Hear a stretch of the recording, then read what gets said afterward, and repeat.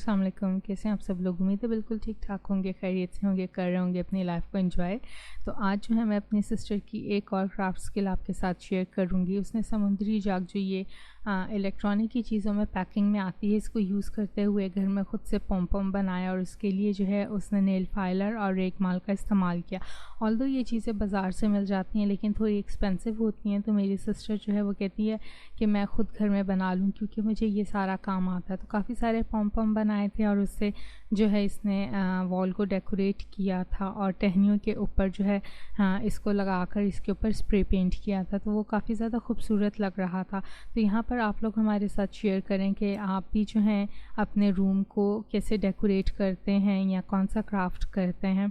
तो अच्छा लगता है जब एक दूसरे के साथ शेयर किया जाए। मुझे तो बहुत ज़्यादा खुशी होती है जब मेरी सिस्टर जो है रीयूज़ करके चीज़ों को रिक्रिएट करती है और नया लुक देती है। तो ये इसकी स्किल है, तो आप लोग भी अपनी स्किल हमारे साथ ज़रूर शेयर करें। तो उसके बाद जो है मेरी सिस्टर ने कहा कि कुछ और भी करना चाहिए, थोड़ी सी चीज़ें खाली-खाली लग रही हैं।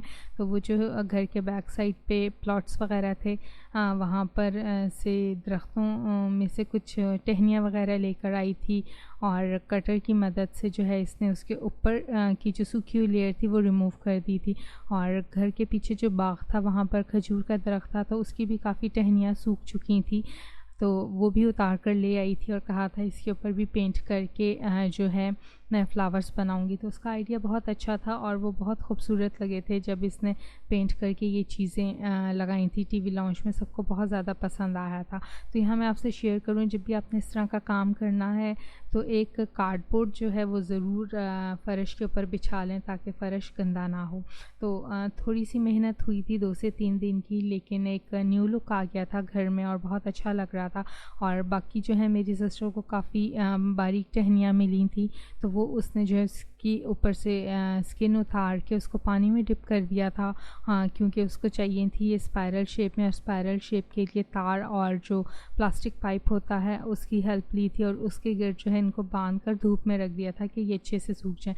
और ये इनका फाइनल लुक है। प्रॉपर्ली स्पाइरल तो हो नहीं सका जैसे बाज़ार में मिलती हैं, क्योंकि वो लोग मशीन्स यूज़ करते हैं। और फिर उसको जो है मैंने लोकल नेल पॉलिशेस ला कर दी थी जो मुझे काफ़ी सस्ती मिली थी। आई थिंक 20 रुपीज़ की एक मुझे मिली थी।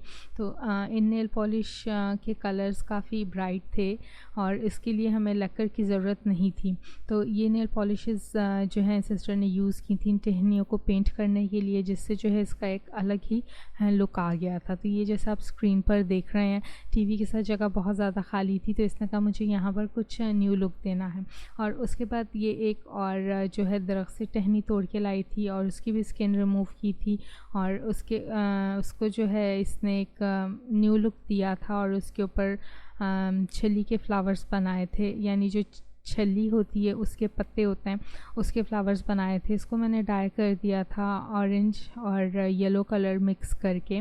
तो यहाँ पर जो है मुझे कलर थोड़ा सा कम मिला था, तो फिर इसके अंदर मैंने थोड़ा सा फूड कलर ऐड कर दिया था जो ज़र्दा रंग होता है, इस वजह से इसका जो है इतना अच्छा कलर आया है। तो सबको बहुत ज़्यादा पसंद आया था ये लुक। तो आप भी इनबॉक्स में कमेंट करके बताएं कि मेरी सिस्टर का कौन सा वाला क्राफ्ट आपको ज़्यादा पसंद आया। मुझे रहेगा इंतज़ार आपके कमेंट्स का। अपना ख्याल रखिएगा, तब तक के लिए भी अमान अल्लाह।